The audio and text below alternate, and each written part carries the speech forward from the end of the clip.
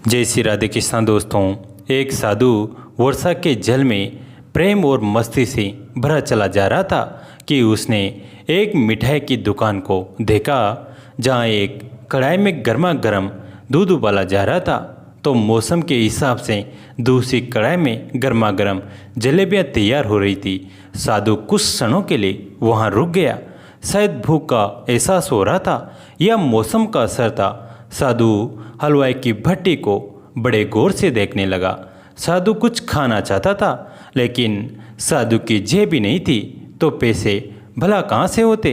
साधु कुछ पल भट्टी से हाथ सेकने के बाद चला ही जाना चाहता था कि नेक दिल हलवाई से रहा न गया और एक प्याला गरम दूध और कुछ जलेबियाँ साधु को दे दी। साधु ने गरम जलेबियाँ गरम दूध के साथ खाई और फिर हाथों को ऊपर की ओर उठाकर हलवाई के लिए प्रार्थना की, फिर आगे चल दिया। साधु बाबा का पेट भर चुका था। दुनिया के दुखों से बेपरवाह वो फिर एक नए जोश से बारिश के गंदले पानी के छींटे उड़ाता चला जा रहा था। यह इस बात से बेखबर था कि एक युवा नवविवाहित जोड़ा भी वर्षा के जल से बचता बचाता उसके पीछे चला रहा है। एक बार इस मस्त साधु ने बारिश के गंदले पानी में जोर से लात मारी। बारिश का पानी उड़ता हुआ सीधा पीछे आने वाली युवती के कपड़ों को भिगो गया। उस औरत के कीमती कपड़े कीचड़ से लथपथ हो गए।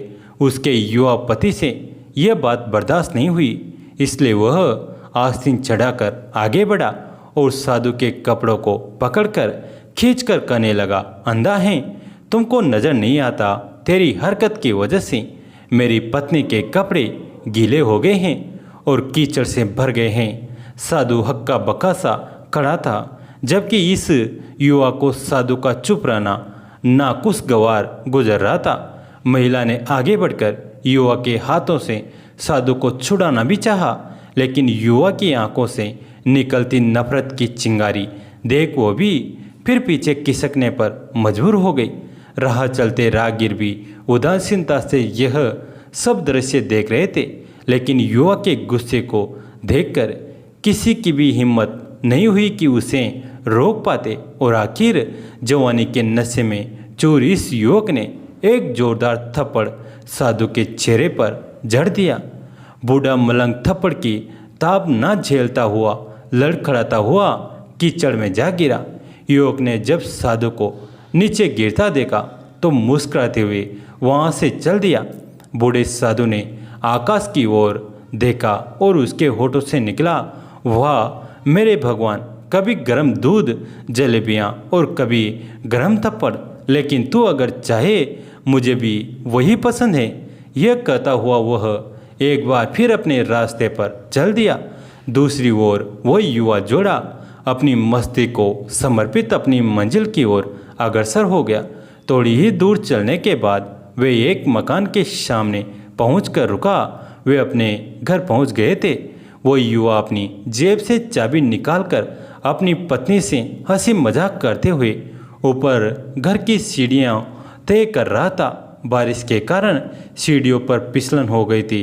अचानक युवा का पैर फिसल गया और वह सीढ़ियों से नीचे गिरने लगा। महिला ने बहुत जोर से शोर मचाकर लोगों का ध्यान अपने पति की ओर आकर्षित करने लगी, जिसकी वजह से उसके संबंधी और दूसरे लोग तुरंत सहायता के लिए युवक की ओर लपके और अस्पताल ले गए। युवक का सिर फट गया था और कुछ ही देर में ज़्यादा खून बहने लगा। लोगों ने दूर से आते साधु बाबा को देखा तो आपस में कानाफूसी होने लगी कि निश्चित रूप से इस साधु बाबा ने थप्पड़ खाकर युवा को श्राप दिया है, तभी उसे चोट लगी। दूसरे युवकों ने यह बात सुनकर साधु बाबा को घेर लिया। एक युवक कहने लगा कि आप कैसे भगवान के भक्त हैं जो केवल एक थप्पड़ के कारण युवा को श्राप दे बैठे। भगवान के भक्त में रोष व गुस्सा हरगिज नहीं होता। आप तो जरा सी असुविधा पर भी धैर्य न कर सके। साधु बाबा कहने लगे, भगवान की कसम, मैंने इस युवा को श्राप नहीं दिया। अगर आपने श्राप नहीं दिया तो ऐसा नौजवान युवा सीढ़ियों से कैसे गिरा कि उसे इतनी गंभीर चोट आई। तब साधु बाबा ने दर्शकों से एक अनोखा सवाल किया कि आप में से कोई इस सब घटना का चश्मदीद गवाह मौजूद हैं। एक युवक ने आगे बढ़कर कहा, हाँ, मैं इस सब घटना का चश्मदीद गवाह हूँ। साधु ने अगला सवाल किया, मेरे कदमों से जो कीचड़ उछला था, क्या उसने युवा के कपड़ों को दागी किया था? युवा बोला, नहीं, लेकिन महिला के कपड़े जरूर खराब हुए थे। मलंग ने पूछा, फिर युवक ने मुझे क्यों मारा?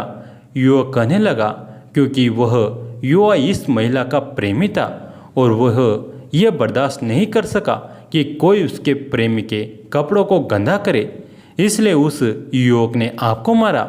युवक की बात सुनकर साधु बाबा ने एक जोरदार ठहाका बुलंद किया और एक कहता हुआ वहाँ से विदा हो गया।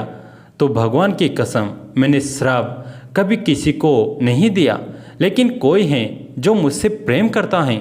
अगर आपका यार सहन नहीं कर सका तो मेरे यार प्रभु को कैसे बर्दाश्त होगा कि कोई मुझे मारे? और वो मेरा यार इतना शक्तिशाली है कि दुनिया का बड़े से बड़ा राजा भी उसकी लाठी से डरता है। सच है, उस परमात्मा की लाठी दिखती नहीं और आवाज़ भी नहीं करती, लेकिन पड़ती हैं तो बहुत दर्द देती हैं। अपने धन, यौवन और पद का अहंकार दूसरे को चोट पहुंचाने का कारण बनता है, किंतु जब समय का चक्र हमारी तरफ घूमता है तो हमारा कष्टों का दौर शुरू हो जाता है। हमारे कर्म ही हमें उसकी लाठी से बचाते हैं। बस कर्म अच्छे होने चाहिए। किसी को भी चोट पहुंचाना, खुद चोट खाने की तैयारी करना है।